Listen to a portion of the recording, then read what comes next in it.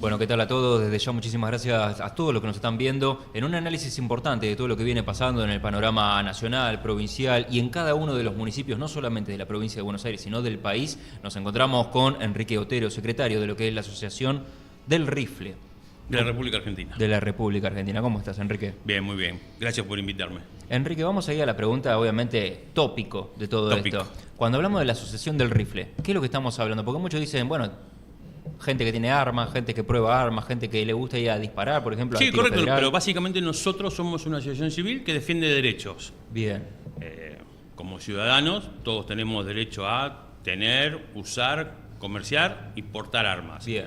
Con determinados requisitos, con determinada regulación, a la cual nosotros no nos oponemos ni nunca nos opusimos. Lo que pasa que durante muchos años esos requisitos los fueron burocratizando, complejizando, haciendo cada vez más difíciles de obtener, agregaban días por cualquier cosa, no sacaban el tema del papel del medio, entonces todo tenía que ir por correo, ir y venir.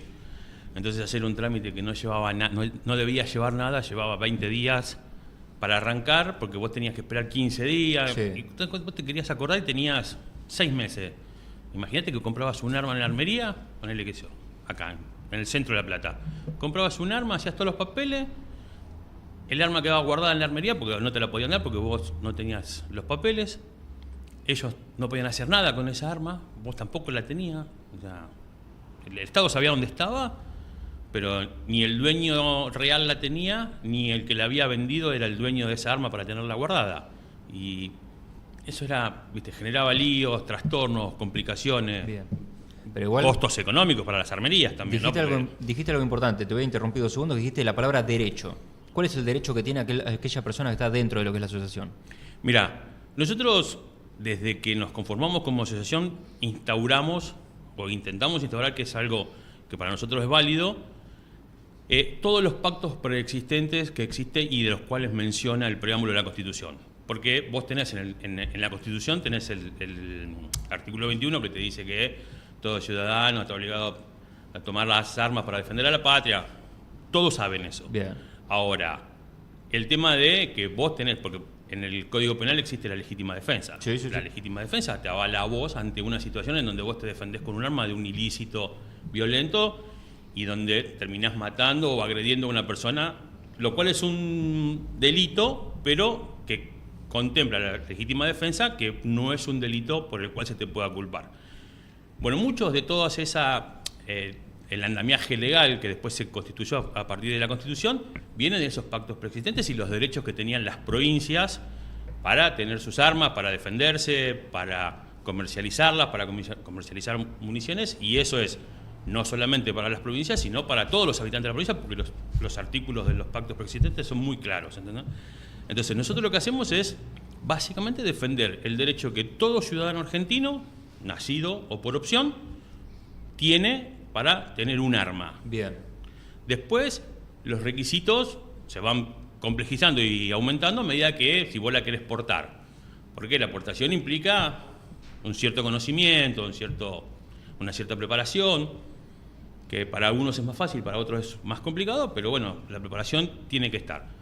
Pero nosotros lo que defendemos básicamente es el derecho que todos los argentinos tenemos de tener nuestra arma para seguridad, para práctica, para cazar. Bien. Y ahora, particularmente para todos los que nos están viendo, ¿no? Dentro de lo que es el panorama portación, cuando hablamos del psiquis humano, hoy en día que estamos en una sociedad cada vez más violenta, si portamos un arma, la sacamos y empezamos a los tiros. Entonces, ¿cuál es el parámetro que se maneja ahí? No, mira, el tema de la sociedad violenta no tiene que ver con las armas.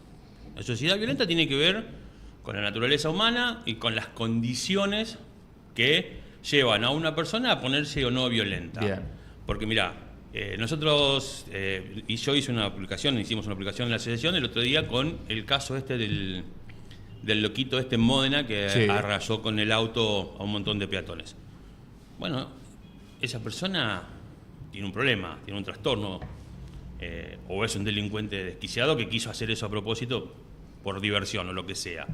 Ahora, esa violencia es igual de violencia que si alguien hubiera ido con hubiera ido con un arma. Bien. Pero no fue con un arma y la violencia está igual. O sea, las armas no tienen nada que ver con la violencia. Reformulamos entonces, ¿cuál es Sí, el porque, control que mirá, se tiene para portar el arma? Vos tenés que tener, primero que nada, cumplir con los requisitos básicos. Porque acá, por ejemplo, cuando hacemos la comparación con el auto, vos podés hoy, sin tener un auto y sin tener registro, ir y comprarte el auto. Sí. Bueno, vos no podés ir hoy a comprarte un arma si no tenés la credencial, lo que sería el registro. Ok. Vos sí o sí tenés que tener el registro y después que tenés el registro podés ir a comprarte el arma. Eso es comprarla. Vos la podés llevar a tu casa, guardar, tenés que cumplir algunas condiciones, tener seguridad como para tenerla. Y a vos te permite ese registro, esa credencial, llevarla al polígono de tiro, llevarla si vas a cazar. Ahora tiene que viajar en determinadas condiciones. Perdón. No, no hay problema. Tiene que... El mate, si querés, vuelve. Sí. Y la aportación incluye llevarla adosada al cuerpo en condición de pronto uso. O sea que el arma está cargada, con las municiones en recámara o en el tambor, cosa que vos la podés sacar y automáticamente usar. Según la legislación, si vos no tenés portación, el arma tiene que ir descargada, con lo cual va el arma por un lado, las municiones o los cargadores por el otro. Bien. No, nunca juntos en el mismo lugar y nunca montados en el arma. La portación sí te permite llevar eso. Por eso vos tenés que tener cierta preparación, vos tenés que saber desenfundar, no puedes desenfundar y en el mismo movimiento que desenfundás, hacer un disparo, ¿viste? Entonces, eso requiere práctica, requiere preparación, que la mayoría de los legítimos usuarios la tienen, porque otra de las consideraciones que nunca se tienen en cuenta cuando se habla sin conocer bien el tema es generalizar en que los legítimos usuarios pueden llegar a ser una bomba de tiempo en el tiempo. Y de hecho no, la aportación en Argentina y la tenencia de armas en Argentina existió de siempre. Y mira, el otro día escuchaba al que va a ser candidato a presidente en Colombia, también hablando por este tema de las armas, que él es partidario de la aportación de armas. La aportación de armas no genera más violencia. Al contrario, en muchos casos ocurre lo contrario. Trabaja como un disuasor. Porque si vos vas a entrar a robar y sabes que en esta zona, en Argentina, en esta ciudad, en la que sea, la mayoría de los ciudadanos tienen armas, sí, vos lo pensás de otra manera. Hay muchos robos que no se cometerían así al voleo por el hecho de que la gente común, o no común, si querés, legítimo usuario, tiene armas, ¿no? Entonces es muy relativo, porque las estadísticas no acompañan ninguna de las versiones de los que hablan en contra de las armas. En casi todos los países de Sudamérica, los homicidios con armas registradas están por debajo del 1%, muy por debajo.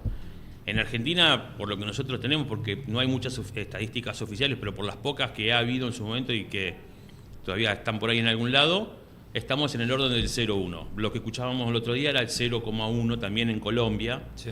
En Uruguay también están muy por debajo. En Chile están muy por debajo también. Entonces, hay cuestiones que, las estadísticas matan el cuento, ¿entendés? Y ahora pienso, y acá por ahí vamos a abrir una puerta de discusión, dentro de lo que tiene que ver con los índices delictuales que hay en toda la República Argentina. Sí. Desde la Asociación del Rifle, ¿no se puede crear como un grupo de atención vecinal armada, por ejemplo, pienso en la ciudad de La Plata, para defender los hechos delictuales? Sí, no, mira, ese es un tema complejo. El monopolio de la fuerza y la seguridad lo tiene el Estado. O sea, si los ciudadanos van a salir a hacer el trabajo del Estado, probablemente pueda terminar en algún momento bien, pero también es muy probable que termine mal porque siempre hay alguno que no se controla. O sea, vos no podés, como ciudadano común, cumplir las tareas que son obligatorias del Estado.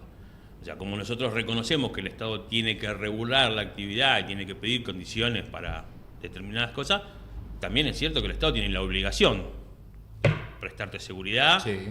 Entonces, nosotros no podemos y no creemos que sea favorable tomar la seguridad Bien, bien. Ahora, dentro de la Asociación del Rifle, me enteré antes de comenzar, obviamente, ya no es más ANMAC, ahora es RENAR. Sí, claro. ¿Cómo se fue modificando? Claro, porque el RENAR ¿Cuál es un registro. Bien, ¿cuál es la realidad que se vive hoy en día cuando vos tenés una reunión, por ejemplo, con Juan Pablo Ala? No, Juan Pablo sigue teniendo la misma función que tenía en el ANMAC y que tuvo y que tiene ahora en el RENAR. Bien. Lo que cambia, la metodología lo que cambia es, primero, que el ANMAC nace por una ley particular, es una administración que genera que la ANMAC sea autárquica. Si bien dependía del Ministerio de Justicia, no era plena esa dependencia, sino porque como era autárquica tenía simplemente una dependencia mínima. Ok, va.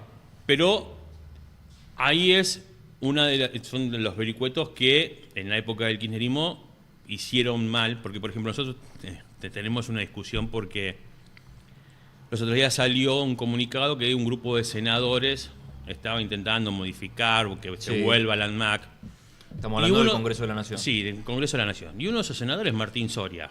Martín Soria fue el ministro de Justicia en la época de Alberto, en la cual estuvo a cargo de la ANMAC en ese momento, Natasa Loiseau, que hoy está encausada por hechos de corrupción, con lo que tiene que ver con licitaciones y eso. Y que creo que fueron por lejos los 2 peores años de la ANMAC. O sea, era imposible sacar una credencial. De hecho, nosotros en el periodo ese le hicimos juicio como asociación, le hicimos juicio al Estado, porque cuando hicieron la regulación, la modificación económica, la ley interna acá decía que ellos como Estado no podían subir más de el 600% y subieron 3000%.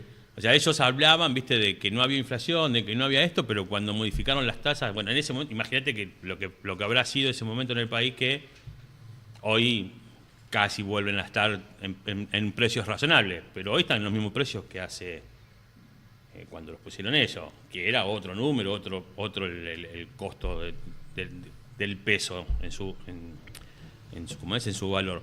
Entonces no era lo mismo 30.000 pesos hace 3 años atrás que 30.000 pesos hoy.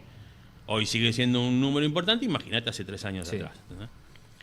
Bueno, nosotros lo hicimos por eso, porque se demoraban, porque la presidenta en ese momento, Natalia Loiseau, nunca contestó ninguna nota, ni siquiera hablaba con nosotros.